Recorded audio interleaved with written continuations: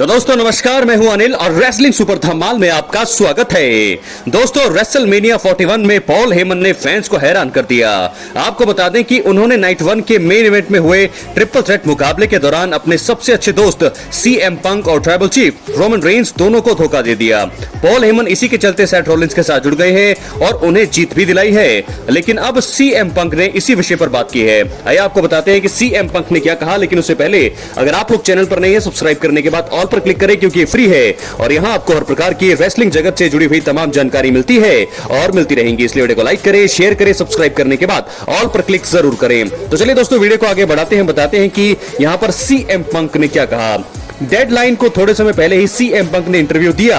इसी बीच उन्होंने एक बहुत ही बड़ा बयान दिया है और बताया है कि पॉल हेमन अगर सिर्फ उन्हें धोखा देते तो चलता।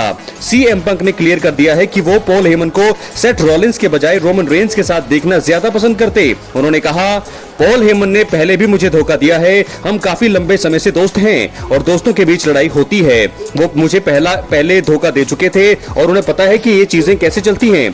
उन्हें पता है कि उन्हें अब इसका हिसाब चुकता करना होगा। ये धोखा और मानसिक तौर पर दर्द देना शारीरिक दर्द से बहुत ज्यादा है। मैं चाहता कि वो ये सब कुछ करते और रोमन रेंस के साथ ही बने रहते, क्योंकि सेथ रॉलिंस के साथ जाना सही मायने में बहुत ही ज्यादा दुखी करने वाली चीज है। आपको पता है सेथ रॉलिंस को उनकी जरूरत है। दोस्तों आपको इसके बाद बता दें कि रेसलमेनिया 41 के बाद रॉ के एपिसोड में पॉल हेमन और सेथ रॉलिंस दिखाई दिए। इसी बीच एक चीज क्लियर हो गई थी कि वो WWE और रेसलिंग जगत के भविष्य को आगे बढ़ाने के बारे में सोच रहे हैं और इसी वजह से उन्होंने अपना फैक्शन तैयार करने का फैसला किया होगा।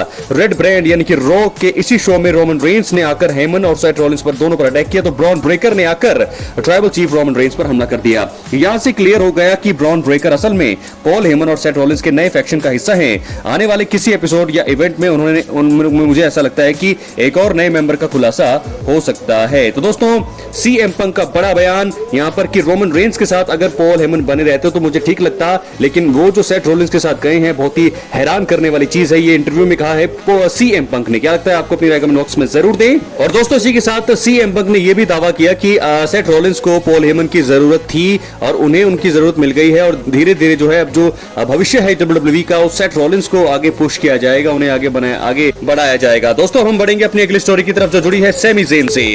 आपको पता है कि रॉ के हालिया एपिसोड में सैमी ज़ेन की हालत खराब हो गई थी। ब्रॉन ब्रेकर और सेथ रॉलिंस ने उन पर अटैक किया। ये देखकर फैंस एकदम निराश हो गए।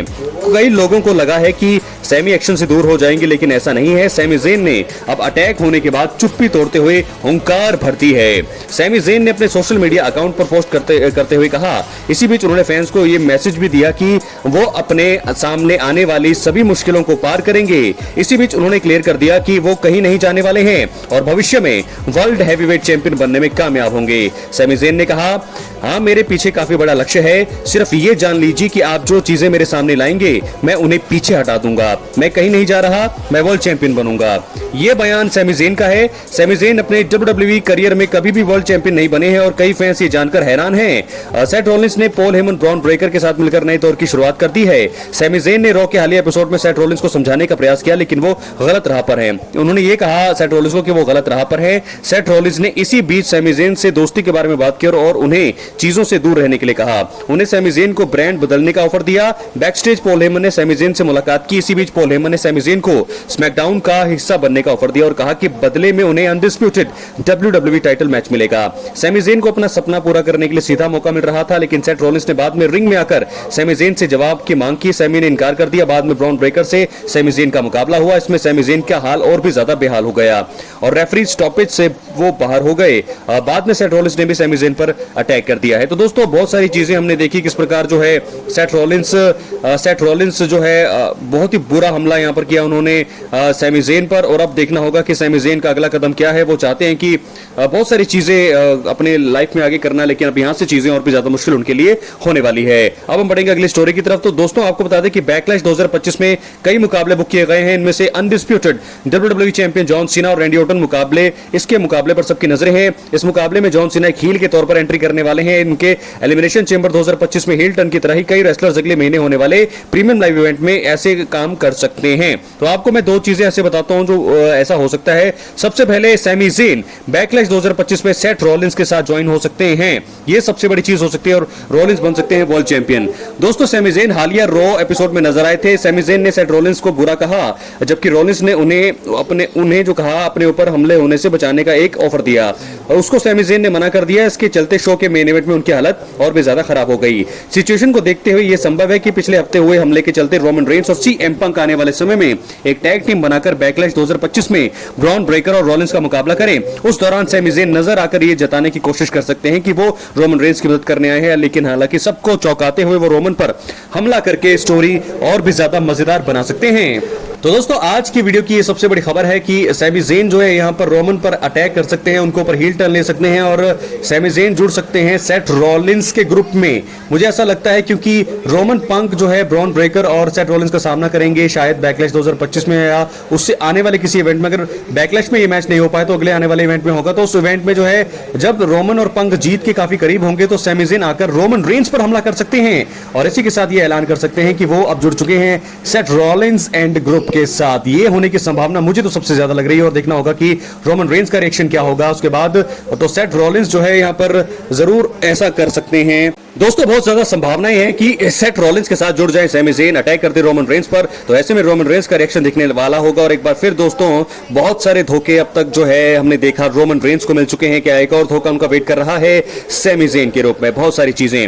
इसी के बाद हम बात करेंगे दोस्तों, ये तो थी बात सेथ रॉलिंस के ग्रुप की, सैमी ज़ेन की, उनके फ्यूचर की। उन्होंने हुंकार जरूर भरी है लेकिन मुझे लगता है कि सैमी ज़ेन का हील टर्न अब ज्यादा दूर नहीं है, तो मुझे लगता है कि सैमी ज़ेन जरूर अटैक कर सकते हैं रोमन रेंस पर। इसकी संभावनाएं भी अब बनी हुई है। दोस्तों जितने भी लोग रोमन रेंस के साथ जुड़े थे हमने देखा किस प्रकार धीरे धीरे उन पर अटैक किए गए। सैमी ज़ेन अब वो एकमात्र बचे हैं जो वो अब ऐसा कर सकते हैं। पॉल हेमन हो, चाहे जे उसो हो, जिमी उसो हो, जितने भी लोग अब तक जुड़े हैं, सेथ रॉलिंस थे पहले, सबने अटैक किया। अब हम बढ़ेंगे अपनी अगली story, final story Cody Rhodes के बारे में। मुझे लगता है कि कोडी रोड्स अब अपनी आत्मा को रॉक को बेच सकते हैं। एलिमिनेशन चेंबर 2025 में तब के undisputed WWE champion Cody Rhodes की जगह जॉन सीना ने अपनी आत्मा रॉक को बेची थी। कोडी रोड्स के फैसले के चलते उन्हें अपना टाइटल रेसलमेनिया 41 में जॉन सीना के हाथों हारना पड़ा था।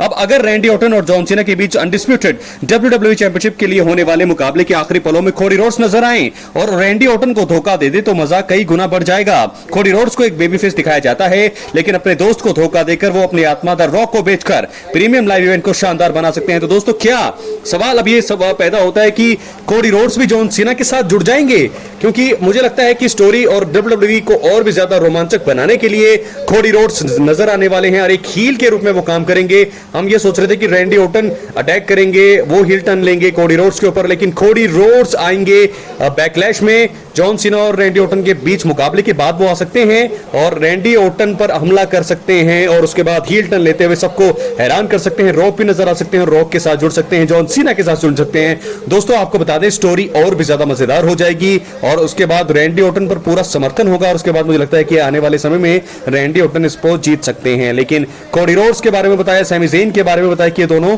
हील के रूप में अब काम करते हुए हमें दिखाई दे सकते हैं। क्या है आपकी राय कमेंट बॉक्स में जरूर दें। चैनल पर नए सब्सक्राइब करें। बहुत बहुत धन्यवाद।